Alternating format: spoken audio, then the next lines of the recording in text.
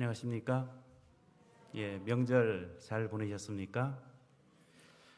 이제 우리는 일상으로 되돌아왔습니다. 올 한 해 동안 우리 가정마다 또 개인적으로 행복하고 좋은 일들이 많이 생기게 되기를 바랍니다. 그리고 강건하시기를 바랍니다. 아프신 분 있으면 속히 회복하시기를 간절히 바랍니다. 주님의 은혜가 함께 하시기를 바랍니다. 저는 오늘 말씀의 제목을 맑은 물, 밝은 시력이라고 하는 제목으로 여러분들에게 말씀을 드리겠습니다. 따라해 보시겠습니까? 맑은 물, 밝은 시력. 여러분은 맑은 물이 좋겠습니까? 밝은 시력이 좋겠습니까? 둘 다 필요하겠습니까? 필요합니다. 그러나 더 중요한 것이 있다. 하나님께서 오늘 말씀을 하고 있습니다. 그것이 무엇인지 말씀을 통해서 살펴보고 우리의 신앙에 작은 도움이 되는 이 시간이 되기를 바랍니다. 먼저 우리 창세기 21장 14절에서 16절 제가 공독하겠습니다. 아브라함이 아침에 일찍이 일어나 떡과 물 한 가죽 부대를 가져다가 하갈의 어깨에 메워주고 그 아이를 데리고 가게 하니 하갈이 나가서 브엘세바 광야에서 방황하더니 가죽 부대에 물이 떨어진지라 그 자식을 관목 덤불 아래에 두고 이르되 아이가 죽는 것을 참아보지 못하겠다 하고 화살 한바탕 거리 떨어져 마주 앉아 바라보며 소리내어 우니. 오늘 본문의 말씀은 아브라함이 그의 후처 하갈과 그의 아들 이스마엘을 집에서 내보내는 장면을 보여주고 있습니다. 그런데 14절에 보면 아브라함이 아침에 일찍이 일어났다 말씀을 하고 있습니다. 아침에 일찍 일어나서 사랑하는 가족을 내쫓는 일을 합니다. 여러분, 이게 즐거운 일이겠습니까? 기쁜 일이겠습니까? 그런데 아브라함은 이 일을 알면서 내쫓기 위해서, 내보내기 위해서 아침에 일찍 일어나여 그 일을 행하였다. 이렇게 알 수 없는 본문으로 이 대화가 시작이 됩니다. 그런데 앞에 나오는 내용을 살펴보면 짐작이 되고 이해가 됩니다. 앞에 무엇이 기록되어 있을까요? 창세기 21장 8절에서 12절 앞부분에 보면 아이가 자라매 젖을 떼고 이삭이 젖을 떼는 날에 아브라함이 큰 잔치를 베풀었더라. 사라가 본즉 아브라함의 아들 애굽 여인 하갈의 아들이 이삭을 놀리는지라. 그가 아브라함에게 이르되 이 여종과 그 아들을 내쫓으라. 아브라함이 그의 아들로 말미암아 그 일이 매우 근심이 되었더니 하나님이 아브라함에게 이르시되 내 아이나 내 여종으로 말미암아 근심하지 말고 사라가 내게 이른 말을 다 들으라. 당시 유대인들의 어머니들은 3년 동안 자녀들에게 젖을 먹였다고 합니다. 몇 년이요? 태어나서 3년간 젖을 먹였습니다. 이 젖된 아이를 위해 의식적인 잔치를 벌여주게 됩니다. 이것은 당시의 풍습이었는데 젖을 때는 이 의식에서 아이는 처음으로 단단한 음식을 먹게 됩니다. 유아기의 종결을 의미합니다. 이삭이 만 3세가 되었을 때 이 잔치를 기념적으로 지금 하고 있었던 것입니다. 그런데 그 잔치가 벌어지면서 큰 문제가 생기게 되었습니다. 어떤 문제요? 본교 성경주석 1권 347페이지에 보면 다음과 같은 문제가 생겼다 이렇게 설명을 하고 있습니다. 같이 읽어보실까요? 시작. 이스마엘이 이삭보다 14살이 많았으므로 이삭이 젖을 떼었을 때에 이스마엘은 약 17세였다. 이스마엘은 항상 자신을 아브라함의 장자요 상속자로 생각했음이 틀림없었다. 하지만 이삭의 탄생과 젖됨을 축하하는 잔치로 사라의 아들이 자신을 대신하게 될 것이 분명해지자 그에게 질투심이 일어난 것이다. 이스마엘은 이삭이 자기보다 어리며 장자의 권리와 특권을 상속받는데 부적합하다는 이유로 그를 조롱한 것은 놀랄 일이 아니다. 여러분, 이스마엘의 입장에서 한번 생각해 보시기 바랍니다. 충분히 이해가 됩니다. 이 아이를 놀릴만 합니다. 왜 그렇습니까? 자신이 장자였고요. 당연히 장자의 상속권은 본인이 받아야 합니다. 그런데 한참 어린 몇 살짜리요? 이제 막 세돌이 지나고 4살이 되는 이 아이가 가만히 보니까 이 아이에게 장자권이 돌아갈 상황으로 자꾸 전개가 되는 것입니다. 그래서 할 수 없이 어떻게 했습니까? 조롱을 하였다. 14살이 많은 형이 동생을 위하여 조롱을 하였다. 이렇게 말씀을 하고 있습니다. 여러분, 이 상황을 지켜보는 이삭의 어머니 사라의 마음은 얼마나 속상했을까요? 누구의 아들이 진짜입니까? 본인이 난 이삭이 하나님의 약속의 자녀인데 약속의 자녀가 아닌 다른 아들로부터 조롱을 당하고, 여러분 이러한 장면을 옆에서 지켜보면서 어머니의 속이 얼마나 속상하였겠습니까? 그러나 결국 그러다 사라는 하갈과 그의 아들을 집에서 내쫓으라고, 당장 내쫓으라고 아브라함에게 요청을 하였습니다. 그런데 이 말을 들은 아브라함은 많은 고민을 하였다 말씀을 하고 있어요. 왜요? 그도 역시 누구의 아들입니까? 나의 아들인데 어떻게 나의 아들을 위해서 또 다른 나의 아들을 내쫓을 수가 있을까? 비록 다른 배의 아들이었고 약속의 자녀는 아니었지만 그래도 여러분 다른 곳에라도 옆에 있는 방에서라도 집에서라도 같이 살게 하면 얼마나 좋겠습니까? 그런데 내쫓으라고 하는 것입니다.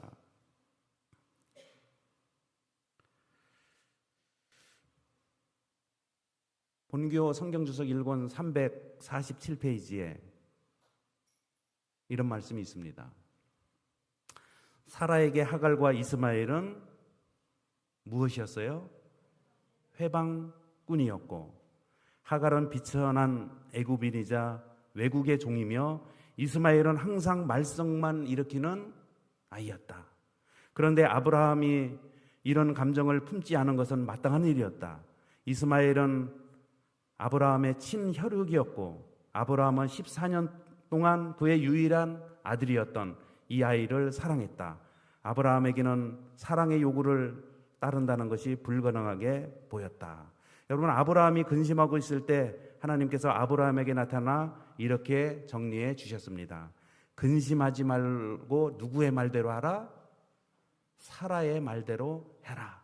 사라의 말대로 집에서 내쫓으라.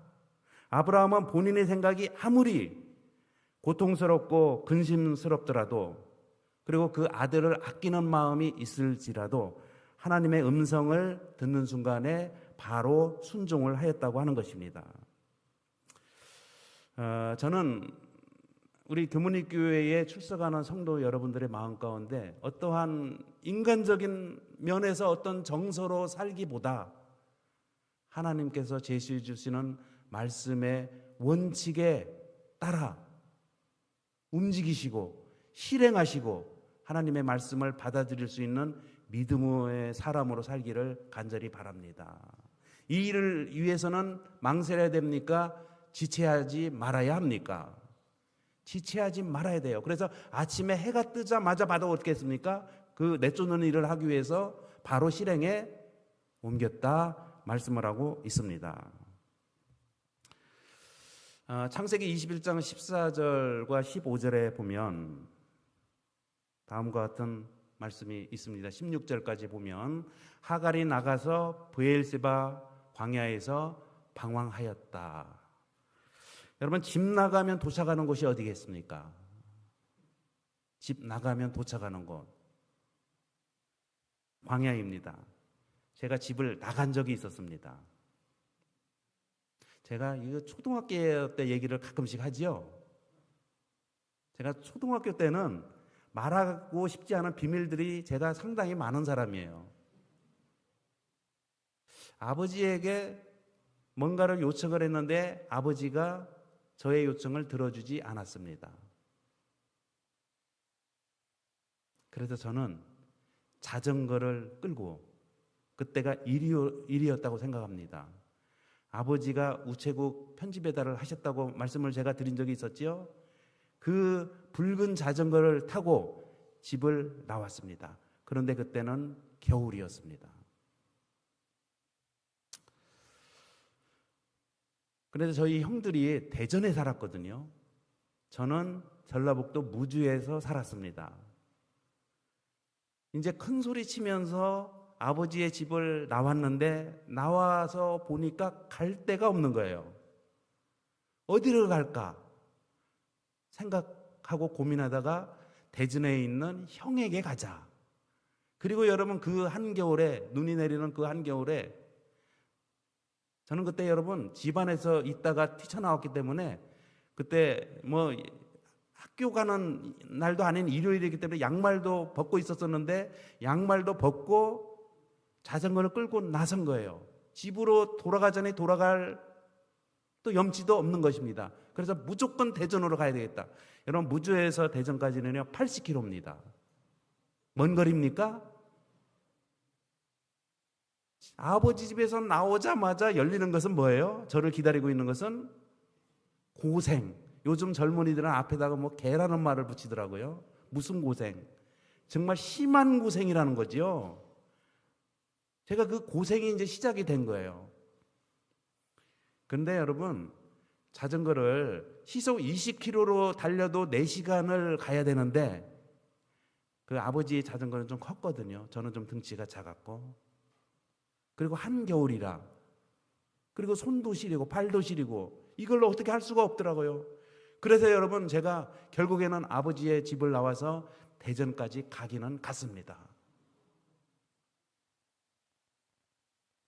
집 나왔으니까 가기는 가야지요. 어딘가에서 지내야 되니까. 여러분, 저는 그 당시는 잘 몰랐는데 목회를 하다 보니까 광야라는 단어만 나오면 그때 그 장면이 생각이 나요. 광야는 좋은 곳이에요? 좋지 않은 곳입니까? 좋지 않은 곳입니다.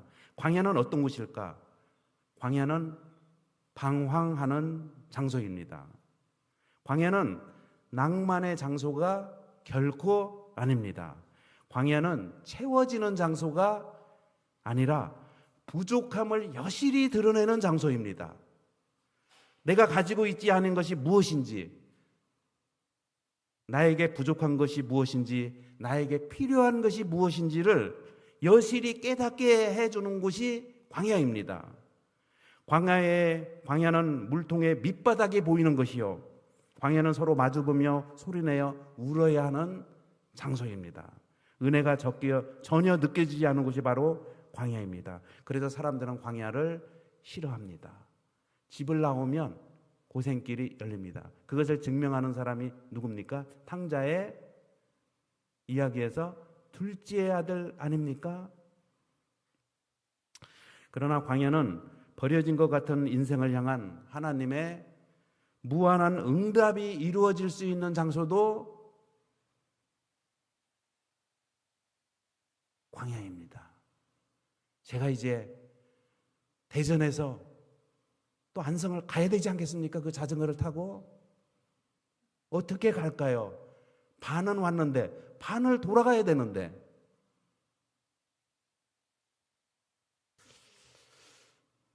여러분, 그래서 이제 무주, 이제 그 대전에서 금산으로 가는 길이 있습니다. 그때는 길이 참 안 좋았어요. 제가 가다 갈 수가 없는 거예요. 너무 춥기도 하고. 그래서 여러분, 이제 자전거를 실 수 있는 차는 트럭 아닙니까? 가는 트럭만 있으면 손을 드는 거예요. 저보고 어떻게 하라고요? 저를 태워달라고. 여러분, 대전에서 금산으로 갔다가 금산에서 무주로 가고 무주에서 안성으로 가고. 근데 여러분, 어떤 한 트럭이 저의 이 처참한 모습을 보고 세웠습니다. 제가 그때 큰 은혜를 얻었습니다. 광야는 고생도 크지만은 하나님의 은혜나 다른 사람이 베풀어지는 은혜를 아주 크게 느낄 수 있는 곳이 또한 광야이기도 합니다. 여러분, 광야는 부족하고 어렵고 힘든 장소이기도 하지만 광야는 나의 허기진 심령을, 나의 모든 것들을 채워줄 수 있는 은혜가 머무는 곳이 또한 광야이기도 합니다. 여러분, 이 하갈과 그의 아들 이스마엘이 이제 광야에서 그렇게 버려진 것처럼 있었습니다. 그런데 어디로 도망을 갔습니까? 집을 나온, 여러분 아시는 것처럼 브엘세바라고 하는 그 광야로 옮겨가게 됐습니다. 예, 우리 파워포인트 좀 나오도록 해주시면 감사하겠습니다. 이 브엘세바가 어떤 장소일까요? 브엘세바. 창세기 21장 33절에 보면 같이 읽어보실까요? 브엘세바는 어떤 장소일까? 왜 하필이면 브엘세바로 도망을 갔는가? 어떤 의미가 있는가? 창세기 21장 33절 읽겠습니다. 시작. 아브라함이 브엘세바에 에셀 나무를 심고 거기서 영원하신 하나님 여호와의 이름을 불렀으며. 아브라함이 브엘세바에 어떤 나무를 심었어요? 에셀 나무를 심었습니다. 여러분, 왼쪽에 보는 이 나무가 에셀 나무입니다. 이 에셀 나무는 뿌리가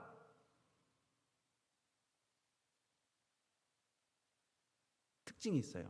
물이 나올 때까지, 뿌리 끝이 물에 닿을 때까지 뿌리를 내리는 나무가 브엘세바에 있는 이 에셀 나무입니다. 에셀 나무는 중간에 멈추는 일이 있어요, 없어요? 없어요. 뿌리가 물에 닿을 때까지 계속해서 찾아갑니다.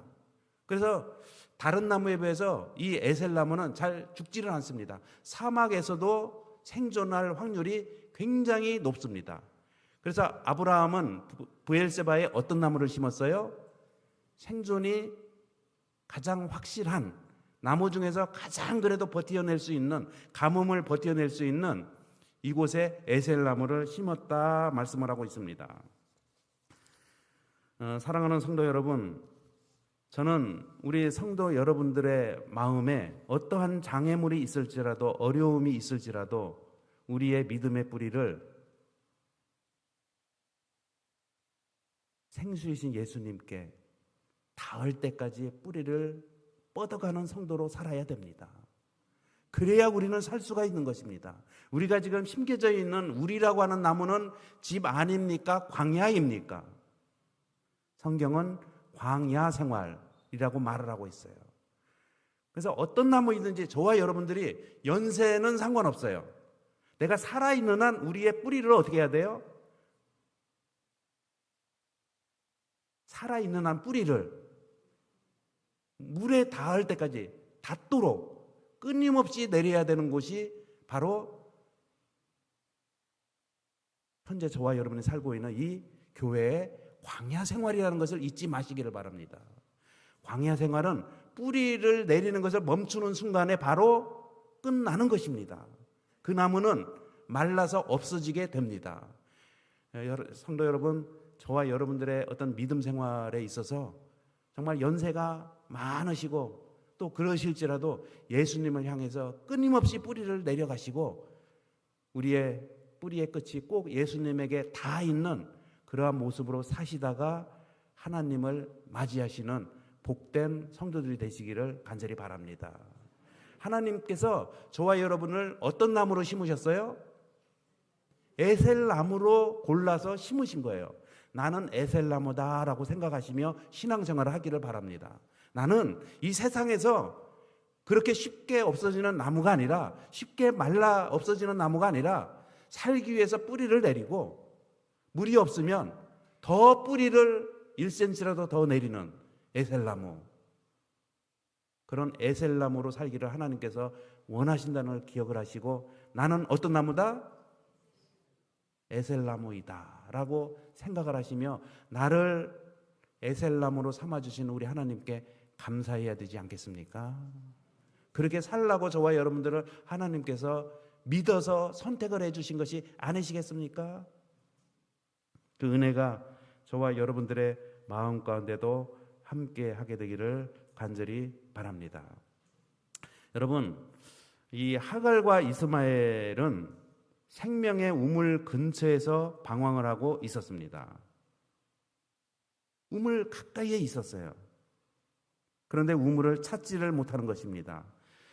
여기 창세기 21장 19절에 보면은 하나님이 하갈의 눈을 밝히셨다 말씀을 하고 있어요.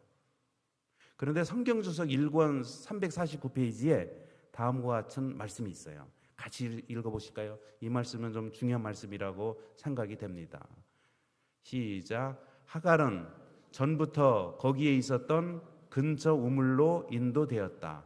거룩한 능력이 가져다 준 것은 맑은 물이 아니라 밝은 시력이었다. 여러분, 그날 하갈과 이스마엘이 살아날 수 있었던 것은 맑은 물 때문이었습니까? 밝은 시력 때문이었습니까? 맑은 물은 있었습니까? 없었습니까? 바로 옆에 있었다고 했어요. 맑은 물은 있었어요. 생수가 있었습니다. 그런데 하갈은 눈이 어떻게 됐어요? 우느라고, 슬퍼서, 눈에 눈물이 고여서 또 세상을 한탄했을지도 몰라요. 내가 왜 애굽의 여인이었고 내가 왜 여기로 시집을 와서 종으로 와서 이런 순환을 당해야 되나 슬펐을 수도 있습니다. 그러나 어떠한 요건인지에 상관없이 그는 하갈의 눈이 어두워졌다는 것입니다. 그런데 하나님께서는 하갈의 눈을 밝혀주시니까 밝은 시력이 회복되니까 뭐가 보이기 시작했어요? 바로 옆에 있었던 맑은 물이 보이기 시작했습니다. 성도 여러분, 하나님께서는 저와 여러분들의 그 바로 곁에 특별히 어려움이 크면 클수록 하나님께서는 더 맑은 물을 옆에 두시는 분이 하나님이십니다. 어려울수록 우리는 어떻게 해야 됩니까? 힘이 딸릴수록 더 청정한 물을 마셔야 되지 않겠습니까? 하나님이 마시도록 하기 위해서 더 맑은 물, 더 정제된 물, 꼭 필요한 물을 바로 옆에 두세요. 그러나 우리는 시력이 어두워져서 그 맑은 물이 있음을 알아보지 못하고 살아가는 경우가 많이 있다 말씀을 하고 있습니다. 성도 여러분, 다시 한번 생각해 봅시다. 나는 오늘 맑은 물을 찾고 있는 사람인가? 밝은 시력을 회복시켜 달라고 하나님께 기도하며 살아가고 있는 하나님의 자녀들인가? 여러분, 무엇을 간구해야 되겠습니까? 맑은 물이겠습니까? 밝은 시력이겠습니까? 대답이 좀 적습니다. 시원하게 좀 말씀 좀 해보시기 바랍니다. 뭐가 회복이 돼야 돼요? 밝은 시력. 그날 하나님께서는 하갈의 눈을 밝은 시력으로 회복시켜 주셨습니다. 그리고 물을 얻을 수 있었습니다. 그래서 살아날 수 있었습니다. 우리는 여러분 이 세상에 우리는 그런 것 같아요. 사실 이 밝은 시력을 주시는 분은 누굽니까? 하나님이 하갈의 눈을 밝히셨다고 했어요. 그러면 거기에 맑은 물을 주신 분도 누굴까요? 하나님이세요.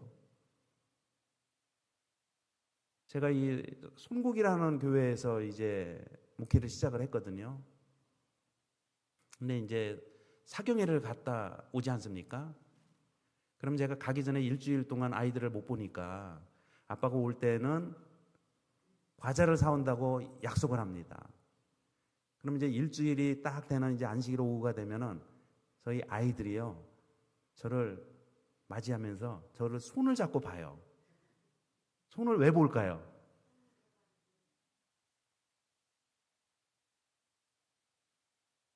그래서 손에 과자가 들려져 있으면 행복한 거고, 손에 과자가 들려져 있지 않으면, 그때 애들이 왜 이렇게 철이 없는지 모르겠어요. 지금 엄마한테 가버립니다. 그냥 와서 안기면 얼마나 좋겠어요. 빈손일지라도. 근데 여러분, 죄송한데 그날 저희는 사경회나 이렇게 하고 오면은 지갑에 돈이 있을까요, 없을까요? 가지고 왔거든요. 근데 안식일이니까 살 수 없고, 살 수 없으면 내일이면 어떻게 됩니까? 애들 손을 붙잡고 더 많은 것을 사주지 않겠습니까? 우리는 밝은 시력의 근원이 되시는 하나님보다 그분께서 제공해 주시는 맑은 물만 너무 찾고 있습니다. 그러나 맑은 물만 찾는 자에게는 영원히 시력이 어두워졌기 때문에 맑은 물을 얻기 어려울 것입니다. 이게 신앙이라는 것이 그렇다는 것을 말씀을 드리고 있는 것입니다. 여러분, 다니엘이 뭐라고 얘기했습니까? 그리 아니하실지라도, 맑은 물이 없을지라도 밝은 시력으로 하나님만 바라볼 수 있다면 그걸로 만족해야 되지 않겠습니까? 저는 그런 신앙으로, 그런 마음으로 하나님을 섬기는 성도들이 됐으면 좋겠어요. 성경주석 1권 349페이지에 왜 여러분 하갈의 눈에 띄지 않았을까요? 바로 옆에 있었는데도. 그 이유를 이렇게 말씀을 하고 있습니다. 같이 읽어보실까요? 시작. 사막에 있는 팔레스타인의 우물은 천연 샘물이 모이는 땅에 인공적으로 넓혀 만든 웅덩이로서 배회하는 동물이 추락하지 못하도록 입구를 돌로 가려 놓았다. 이 같은 하갈은 섭리에 의해 인도되기 전까지는 이 특정한 우물의 존재를 알아차리지 못했다. 여러분, 그 물이 무엇에 의해서 가려져 있어요? 돌에 의해서 가려져 있습니다. 그렇기 때문에 보이지 않는 것입니다. 여러분, 이 세상에는 가려져 있는 것들이 너무 많아요. 가려져 있는 것처럼 보이는 것들이 너무 많습니다. 그러나 시력이 좀 밝아지기만 하면은 보이는 것들이 너무 많아요. 얻을 수 있는 것들이 너무 많습니다. 그래서 우리의 마음의 기도의 제목은 밝은 눈, 밝은 시력의 회복입니다. 시력이 회복이 되면은 돌도 보일 것이고, 돌을 걷어내면은, 장애물을 걷어내면 맑은 물도 얻게 될 것입니다. 하나님께서는 위장된 축복이라고 말하지 않습니까? 뭘 이렇게 가려놓은 것들이 많아요. 가려놨기 때문에 성도들은 없다라고 판단하고 너무 쉽게 되돌아서 어디론가 갑니다. 그렇지 않기를 하나님께서 바라고 계십니다. 비록 눈으로 보기에는 가려져 있는 것 같을지라도 시력만 밝아지면 얻을 수 있는 것들이 많다는 것을 제가 다시 한번 말씀을 드리고, 우리의 시력이 회복이 될 수 있도록 하나님께서 은혜를 베풀어 주시기를 바랍니다. 창세기 21장 19절을 같이 한번 읽어보실까요? 시작. 하나님이 하갈의 눈을 밝히셨으므로 샘물을 보고 가서 가죽 부대에 물을 채워다가 그 아이에게 마시게 하였더라. 처음에 나올 때, 집에서 나올 때 우물에 물이, 여기 가죽 부대에 물이 가득 찼습니다. 그러나 이제 다 마셨어요. 이제는 빈 가죽 부대가 되었습니다. 그러나 이 가죽 부대가 물에 의해서 채워졌습니다. 창세기 21장 18절에 일어나 아이를 일으켜 내 손으로 붙들라. 그가 큰 민족을 이루게 하리라 하시니라. 성도 여러분,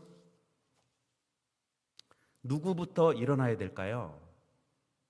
어머니부터 일어나야 될까요? 아니면 아이부터 일어나야 될까요?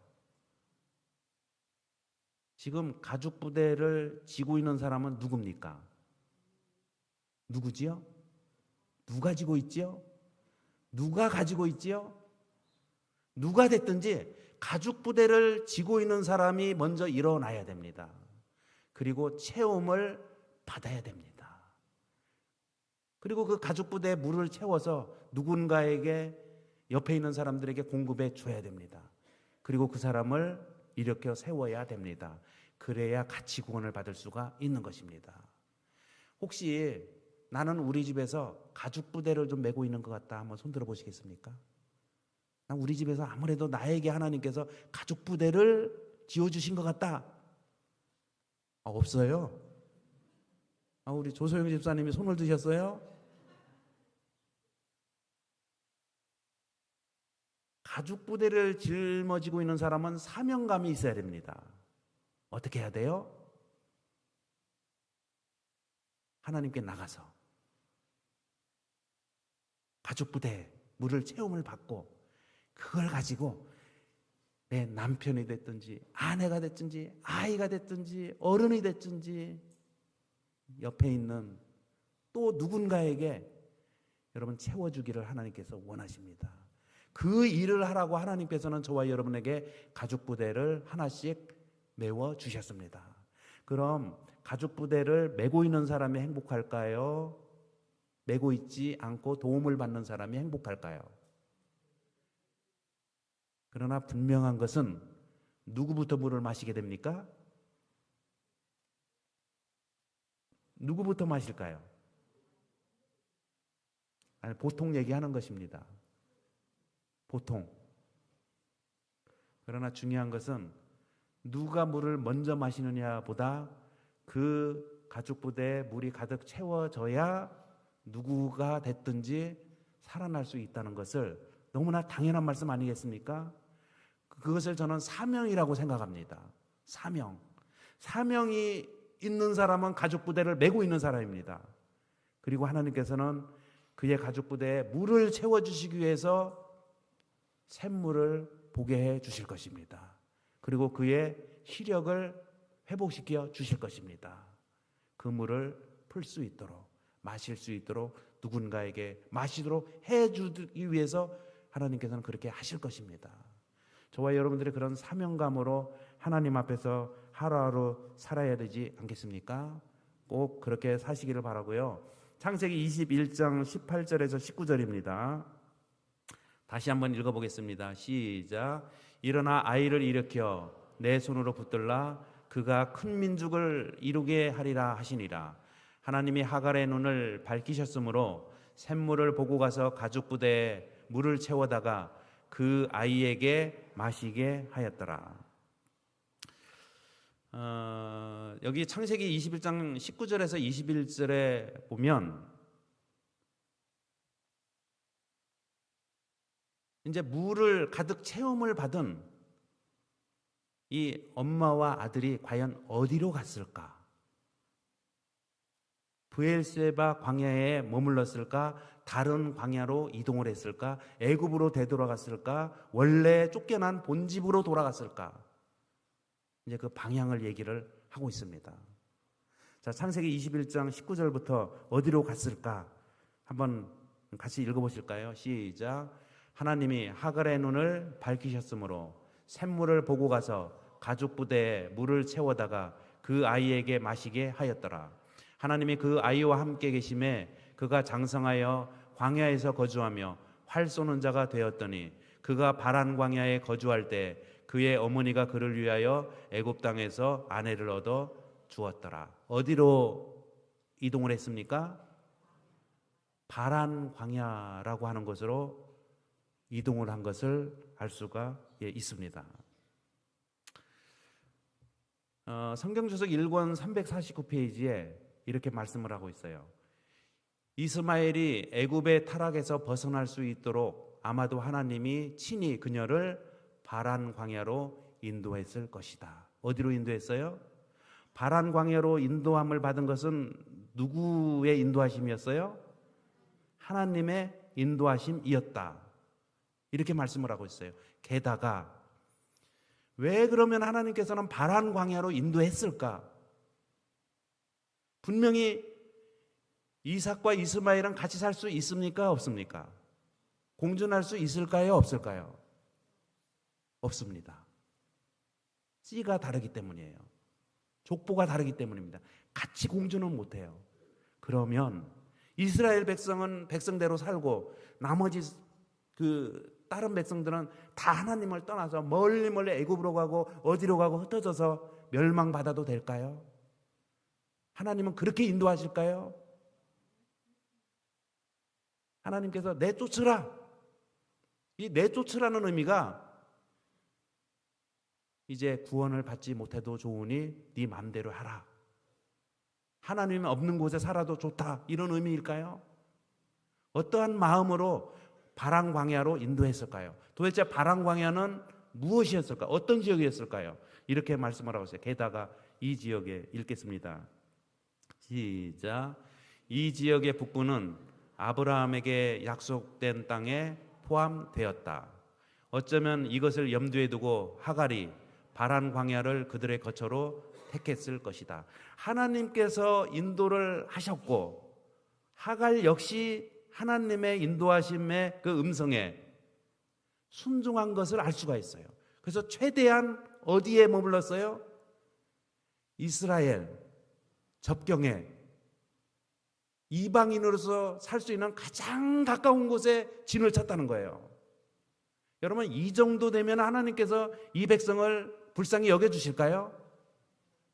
이런 마음으로 비록 지금은 쫓겨났는데 이 쫓겨난 이 심령이 누구의 심정이에요? 에덴 동산에서 쫓겨난 아담과 하와의 심정이에요. 지금 들어갈 수는 없어요. 에덴 동산에 들어갈 수는 없어요. 왜요? 쉐키나 성령의 불칼이 있기 때문에 지금은 들어갈 수 없어요. 지금은 들어갈 수 없기 때문에 멀리 멀리 떠나서 하나님을 멀리 떠나고 에덴 동산으로부터 멀리 떠나고 아직도 시간이 많이 남았으니 멀리 떠나고서 살다가 마지막 때 여러분 에덴 동산 쪽으로 몰려들어야 될까요? 근데 이스마엘은 하갈은 어떻게 했습니까? 광야에서 나오자 어디로 이동을 했습니까?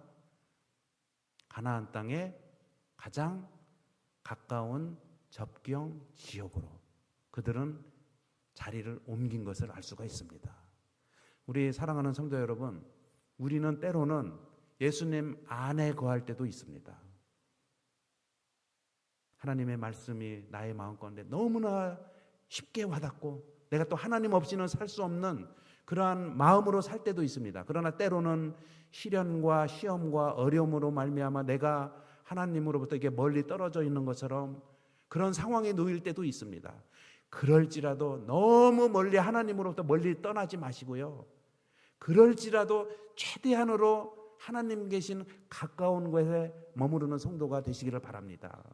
내 상황이 아무리 안 좋아도 그래서 하나님을 떠나야 되는 것처럼 보일지라도 떠나지 마시고 하나님 계신 곳 그곳에 가장 가까운 데 진을 치시고 그것을 바라보며 여러분 믿음으로 하나님을 선택을 하고 그 믿음의 길을 걸어가야 되지 않겠습니까?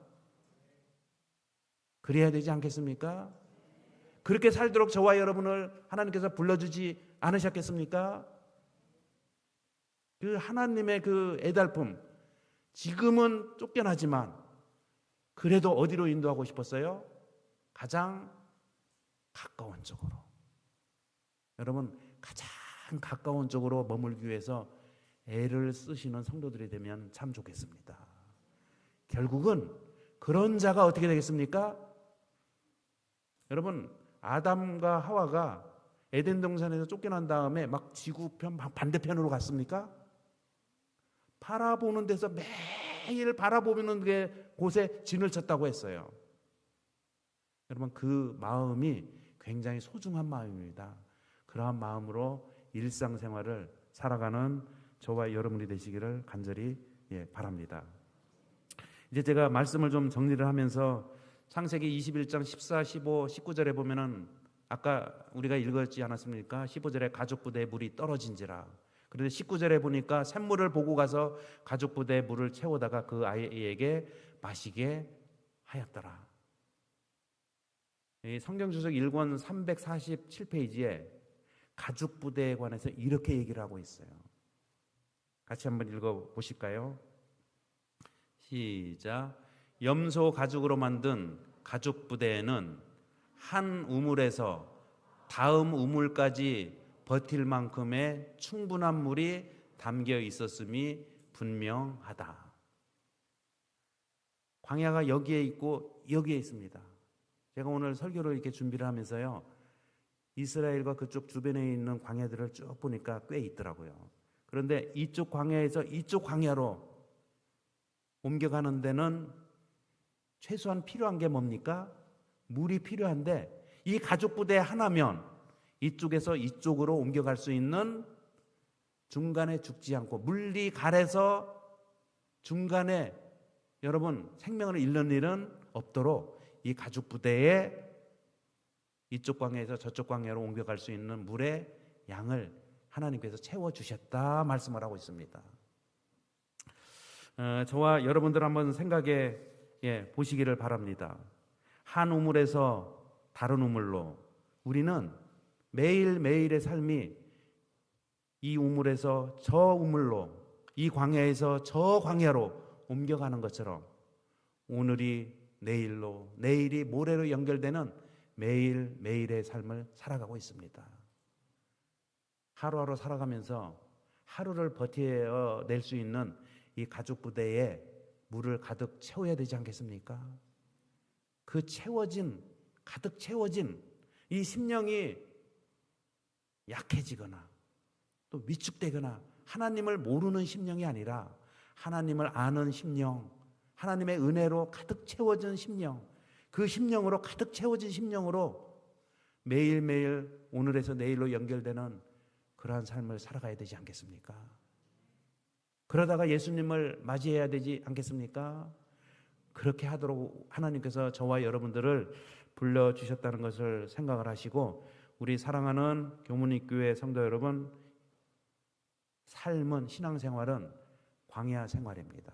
그리고 이동입니다. 물 없이 우리는 이동할 수 없습니다. 살 수 없습니다.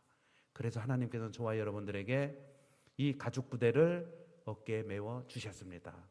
여기에 가득 채워야 하루를 살 수 있고 1년을 살 수 있고 예수님 오시는 날까지 살 수 있다 말씀을 하고 있습니다.